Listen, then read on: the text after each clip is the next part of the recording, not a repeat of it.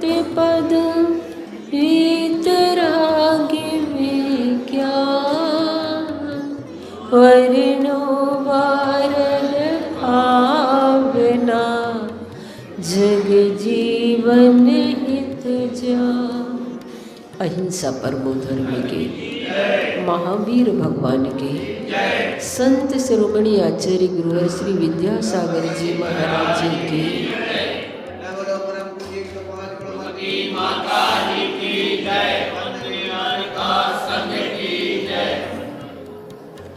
आज हम अनित्य भावना के बाद असरण भावना को समझेंगे कि वास्तव में संसार में शरण अगर होते हैं तो चार ही होते हैं: अरहंत शरण, सिद्ध शरण और केवली प्रणीत धर्म शरण।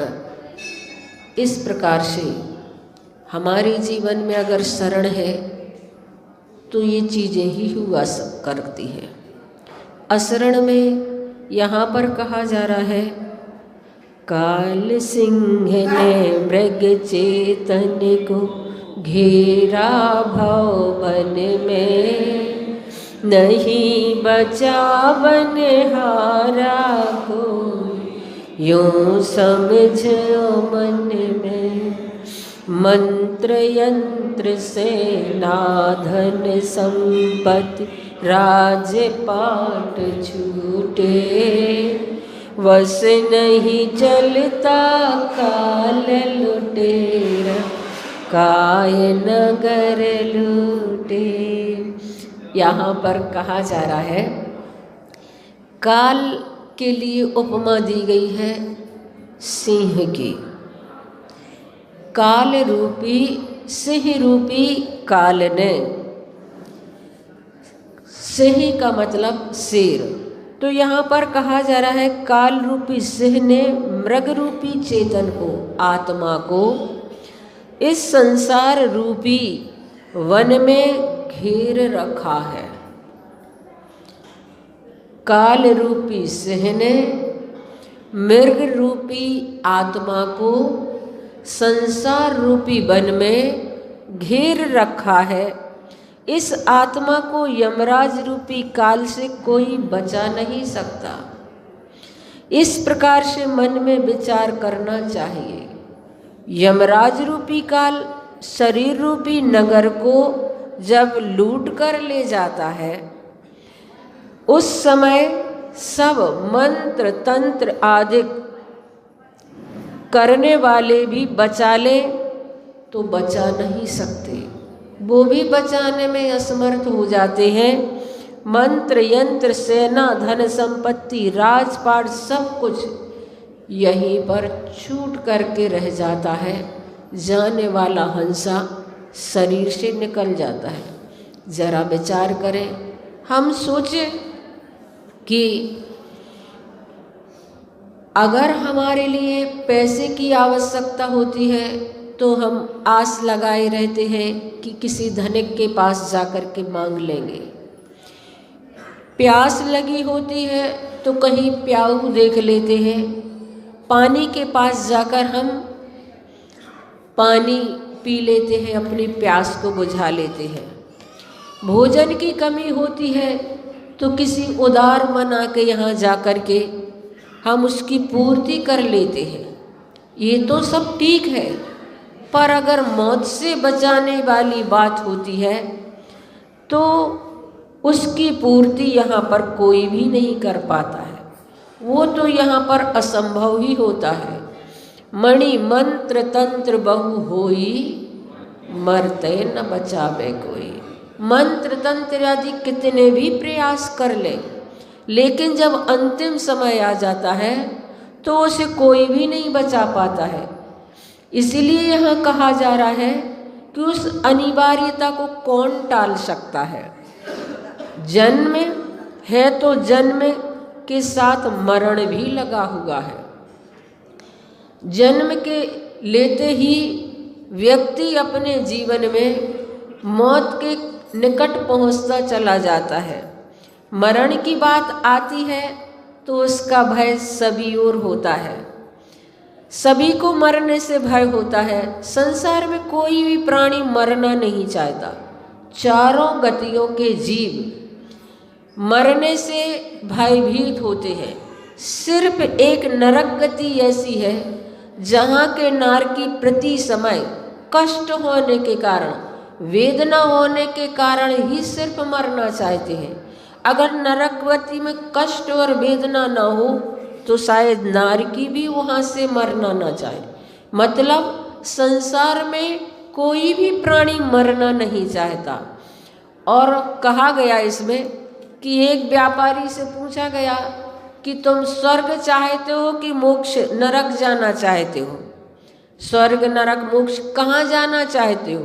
उसने कहा हम स्वर्ग और नरक कुछ नहीं जानते हैं, हमारी तो जहाँ दुकान अच्छी चले हम तो वहाँ जाना चाहते हैं। ये स्थिति है संसारी प्राणी की। तो बंधुओं, यहाँ पर कहा जा रहा है कि चारों गतियों के जीव कभी भी किसी भी स्थिति में मरना नहीं चाहते। चींटी से लेकर के हाथी तक और नरक गति से लेकर के देवगति तक के सभी प्राणी इस संसार में मौत से भयभीत होते हैं। मौत से बचने के लिए उसने बहुत बड़े बड़े किले, कोट, बंगले, वंकर आदि बना लिए और सोचा कि शायद ये हमारे लिए मौत से बचा लेंगे। मैंने पढ़ा एक राजा ने सोचा कि मैं मौत को धोखा दूंगा और उसने अपना महल इस तरह से बनवाया कि उसमें एक भी खिड़की नहीं थी, एक भी दरवाज़ा नहीं था। सिर्फ उस महल में प्रवेश करने के लिए एक गुप्त रास्ता बनवाया था और उस रास्ते से उस महल में पहुंचकर वह अपने आप को बहुत सुरक्षित मानता था। लेकिन जैसे राजा उस रास्ते से पहुंचा, उसके पीछे पीछे मौत भी हंसती हुई पहुंच गई और उसने कहा जिस रास्ते से तुम आए हो मैं भी उसी रास्ते से तुम्हें लेने के लिए आई हूँ। तो बंधु, मौत से कहीं भी किसी भी स्थान पर व्यक्ति सुरक्षित होकर के बैठ जाए, लेकिन उससे कोई उसे बचा नहीं सकता है। सुरक्षित रास्ते भी उसके लिए मौत से बचा नहीं सकते। सुरक्षा कर्मी भी अगर तुम्हारी सुरक्षा के लिए तैनात है तो यहाँ तो सुरक्षा कर्मी पर भी हमला कर दिया जाता है, और अगर कभी सुरक्षा कर्मी ने ही हमला कर दिया तो फिर कौन बचाए। ऐसी संसार की स्थिति है। इसलिए यहाँ पर कहा जा रहा है काल सिंह ने मृग चेतन को घेरा भवन में, नहीं बचा बनहारा कोई, यूं समझो मन में। काल के सिंह ने चेतना के मृग को संसार के वन में घेर रखा है। ऐसी स्थिति में उसे यहाँ कौन बचाने वाला है?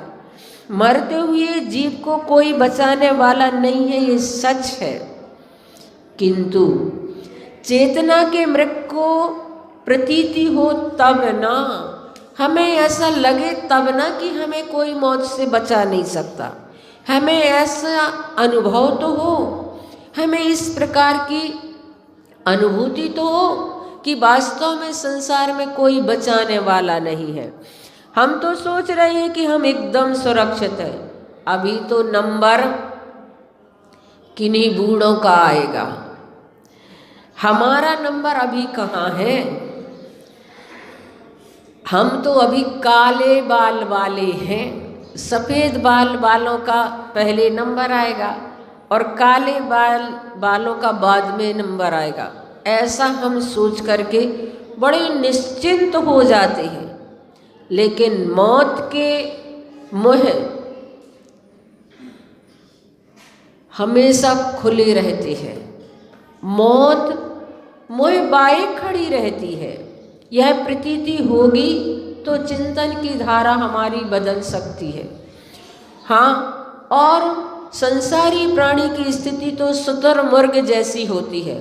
शुतुरमुर्ग एक पक्षी होता है, वह जब कोई शिकारी उसे पकड़ने के लिए आता है तो भागता है, बहुत भागता है, और जब उसे लगता है कि हम बच नहीं पाएंगे तो वह रेत में अपना मुंह छुपा लेता है, और मुंह छुपा लेने के कारण उसे लगता है कि अब तो हम सुरक्षित हैं। उसे लगता है कि हमें कोई दिख नहीं रहा तो हम भी किसी को नहीं दिख रहे होंगे।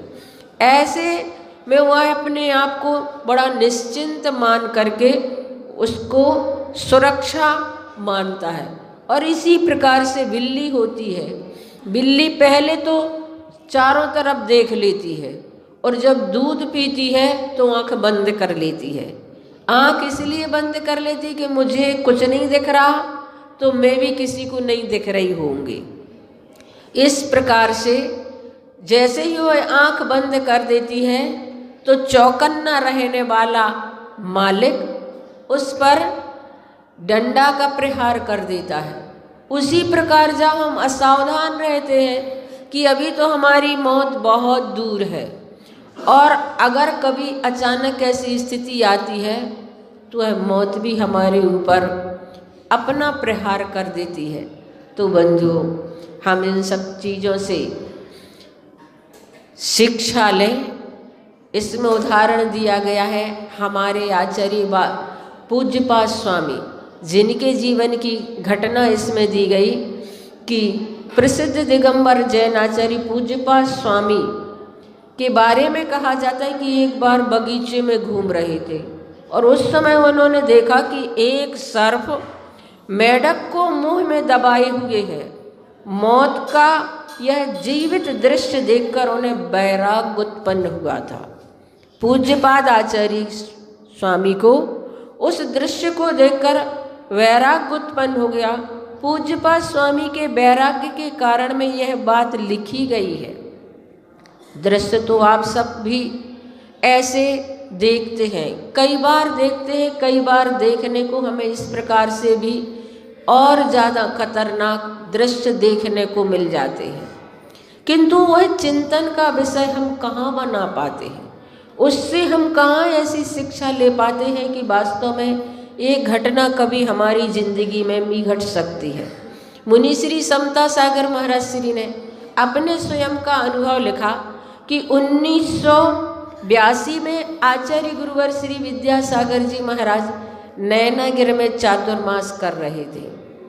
मैं उसी समय ब्रह्मचारी अवस्था में था। उस समय चातुर्मास के प्रारंभिक समय की बात है। मैं तालाब मंदिर के पीछे बैठा हुआ प्रतिक्रमण कर रहा था। शाम का समय था। एक सर्प मेढक के मुंह में दबाए को मुंह में दबाए हुए मंदिर की तरफ चला आ रहा था। मेरा ध्यान उस ओर गया, सर्प मेढक को पकड़े आ रहा है।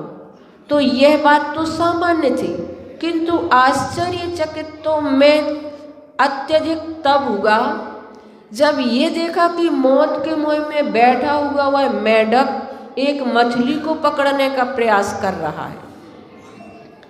इस दृश्य ने मेरे चित्त को झकझोर दिया।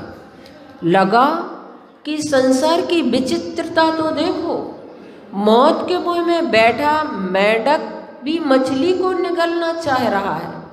संसारी प्राणी की यही दशा है कि वह स्वयं काल कवलित है, किंतु मौत से बेफिक्र है, बेखबर है। वह स्वयं दूसरों को काल कवलित करना चाह रहा है। प्राणी की ये प्रतीति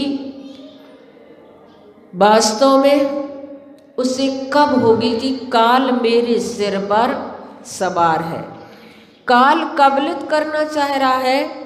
और हमारे लिए प्रतीति भी कब होगी कि मेरे सिर पर काल सवार है। किसी भी क्षण यहाँ तो डेरा यहाँ से उठने वाला है। शायद उस मेढक को तो ऐसा लग रहा होगा जैसे कि वह एयर कंडीशन में बैठा हो। मेढक, क्योंकि उसको अपनी मौत पर कुछ ऐसा ही नहीं लग रहा है कि मैं कहाँ बैठा हूँ। और लगता है संसार में ये सब बड़े बड़े मेढक भी अपनी अपनी टर्र टर्र की आवाज़ में भी यही विश्वास लिए बैठे हैं कि हम तो एकदम सुरक्षित हैं। पर बंधुओं, हम समझे कि मौत किस समय किसके जीवन में घटित हो जाए, 1 मिनट में कुछ भी हो जाता है। कई बार लोग उदाहरण कर देते, माता जी 1 मिनट में सब कुछ हो गया, 1 मिनट ही में सब कुछ हो गया। ऐसा लग ही नहीं रहा था कि ऐसी स्थिति घटित होगी। उन्हीं की स्थिति ऐसी घटित हुई, लेकिन उससे हम ये भी शिक्षा ले सकते हैं, सबके जीवन का यही हाल है। इसलिए असरण भावना हमारे जीवन में हृदय से भाएं और उसको हम अपने जीवन में आत्मसात करने की कोशिश करें कि वास्तव में संसार में शरण कोई भी नहीं। सब हमारे आसपास बैठे रहेंगे, हमारी पीड़ा परेशानी में संवेदनाएं तो दे सकते हैं, लेकिन हमारी पीड़ा को कम नहीं कर पाएंगे। और जब वो हमारी पीड़ा परेशानी को कम नहीं कर पाते तो ये अपनों का संसार हो कैसे सकता है। इसलिए हम शरण देवशास्त्र गुरु की ले 9 बार बड़े बाबा का जाप करेंगे। ओम ह्रीं श्रीं क्लीं मैं बड़े बाबा रे हम नमः।